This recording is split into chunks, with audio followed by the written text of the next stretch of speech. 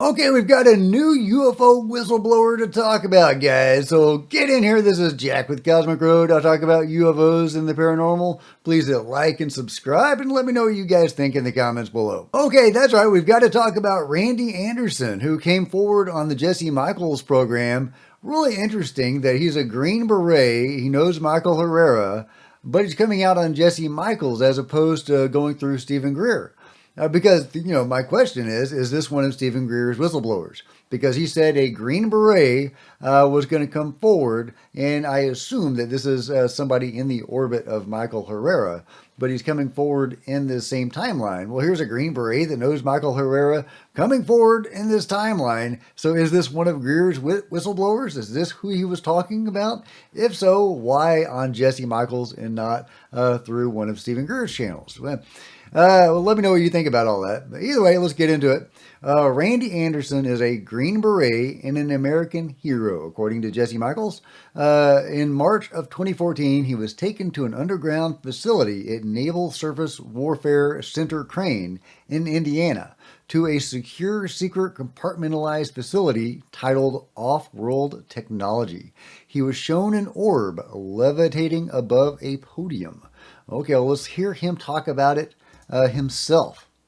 The first object was a metallic basketball-sized sphere, and it was above a podium, and looked like it was just levitating above the podium. That is wild, but it gets even weirder because he was shown the orb. He was also shown a gauntlet emitting holographic hieroglyphic-looking text. This second object reportedly killed the person retrieving it. I have back-channeled, Jesse says, with Navy contacts who say that while Wright-Patterson reverse engineers the Air Force's most exotic retrieve technology, Crane does this for the Navy. So Crane is the Wright-Pat of the Navy, very interestingly. Randy also still occasionally works contract jobs at Area 51 and has seen electrogravitic and anti-gravity triangle-shaped craft flying around the test site. Very intriguing. He's seen this presumably reverse engineered tech or gifted technology flying around Area 51. Which is interesting because, in other reports, when there's this technology flying around, people are told to get indoors or to close their eyes or whatever. They're not supposed to see this tech. So for whatever reason, he was cleared to see this tech. Randy's credentials are beyond reproach. We have his DD 214 as evidence of his service and his weapons training certificate from Crane proving he was stationed there. The implications of this interview cannot be overstated, although in many ways, as he'll admit, it begets more questions than answers. If anyone had a similar experience or can add any insight on what Randy saw, please reach out to Jesse. On a final note, Jesse says, I want to say that I had to personally convince Randy to do this. He was reticent to come out at all and extremely vigilant around not doing or saying anything here for self-gain. In fact, there was a section of my monologue dedicated to discussing his deployments and sacrifice for the country on the battlefield. He wanted that taken out. If we get any blowback for this piece, which I'm sure we will, it should be directed solely at me. Full episode in reply below. And of course, I'll link to the full episode. I encourage everybody to go check out the full interview with Randy Anderson. Fascinating stuff. Great stuff from Randy and from Jesse. I just love it. I love it. But there's more interesting stuff to this story. Well, first of all, it came out that Tim Taylor is working with Elon Musk. And so this guy named Tim Taylor, who is a modern NASA mission controller, works with Elon Musk. I didn't know that. Tim Taylor, the dragon himself, who's very important in the Chris Bledsoe story, working with Elon Musk. And at the same time, Elon is saying that UFOs don't exist. Although, as Tucker Carlson has just recently said in a new interview, maybe there's some wiggle room in what Elon was saying. Maybe he's saying there's no, aliens from Mars. but what he really means is there is NHI, just not necessarily, Mars Attacks style NHI. Either way, really interesting that Timothy Taylor came up in this and that he's working with Elon. I just wanted to share that. That wasn't coming from Randy, that's coming from Jesse, but super fascinating. But there is some more stuff. So let's get to it. Talking about Crane and how Crane is the Area 51 of the Navy. Well, I've talked about Nat Kobitz before, an interesting figure. Galactic Troubadour is making this connection. This is huge. Another connection to Crane is Nat Kobitz, former director of S&T for the Navy. He was in charge of the R&D labs at the Naval Surface Warfare Centers and also claimed to have analyzed a large piece of recovered craft firsthand. Kobitz was also the source that Gordon novel synonymously named Wally Katz that discussed Mark McClandish's ARV claims with him. And hopefully many of you are familiar with the Mark McClandish story, and that's where we get the term ARV, the Alien Reproduction Vehicle. In other words, our UFOs. Well, that terminology came from Mark McClandish, who met an untimely fate potentially related to all of this. Anyway, really interesting information and a good catch from Galactic Troubadour about this Nat Kobitz connection with Crane in Indiana. Really interesting.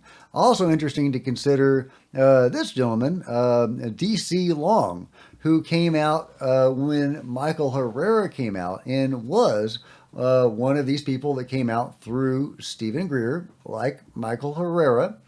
Army combat vet who did see some interesting stuff. Let's go to the AI short version of it, because I've covered his story before in previous videos when this first came out, but I needed a little refresher. DC Long is a former Army combat veteran who appeared on the Sean Ryan show as a whistleblower after coming out on that panel with Michael Herrera.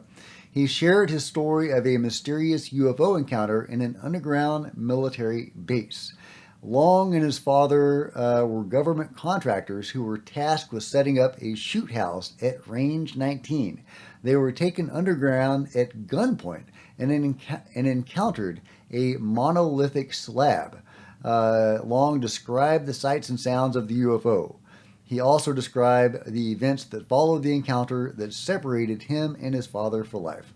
So really interesting, where he was taken underground to see this alien technology, this levitating monolith, which kind of sounds a lot like Randy being taken to this underground facility to see this levitating orb. Why do people get taken underground to be shown levitating objects, guys? Really interesting. Are those two experiences connected in some way? What does that mean? I think that's really intriguing. And then they allow this information to come out, which is also really intriguing. So it seems like somebody, wants this information out because these gentlemen are still with us, right? Unlike Mark McClandish. But either way, a great interview with Randy. Great information coming out about this really fascinating stuff. We've got a new whistleblower in the mix. Okay, about that gauntlet, Randy says this. This is a good analogy, or maybe something that would be like a shield, but and it had like a crystal type of display screen, or I don't know if it was a display screen. It was a square, rectangular. Looked like it would potentially be a display screen. And okay, super fascinating. This gauntlet, they're retrieving this thing, cost somebody their life. What's that all about, guys? I want to know the full story on that whole thing. And it was sitting. It was not levitating. It was sitting on a table. And at that point, I'm looking at it, and it almost looked like a mirage type of effect. And in that, above that display screen, were these hieroglyphic symbols that I started to see appear. Now that's really interesting, because you hear that a lot, that experiencers of UFOs often will experience hieroglyphs. And I say experience because sometimes they will see them with their eyes. sometimes they will receive downloads. Well, they will see hieroglyphs during the download, such as the deep prasad experience. So, yeah, super fascinating. Sometimes you get this alien language stuff. Sometimes it appears hieroglyphic. Sometimes it's like dots and dashes. Is that different cultures, different races? Who knows, guys? Let me know what you think about that. But I thought that was really intriguing. Anyway, fantastic stuff from Randy and Jesse. I still have a lot of unanswered questions about Randy's story, but I'm really happy with what we got. I'm really happy that this information is out there and that it seems to form, one more piece of the puzzle. But again, I would like that puzzle piece to be a little bit more clear. It's kind of a fuzzy piece at the moment. But yeah, let me know what you think about it. It's super fascinating. And let me know if you think this is one of Stephen Greer's whistleblowers. Again, a Green Beret coming out with this information right in the same timeline that Stephen Greer is talking about. Knows Michael Herrera.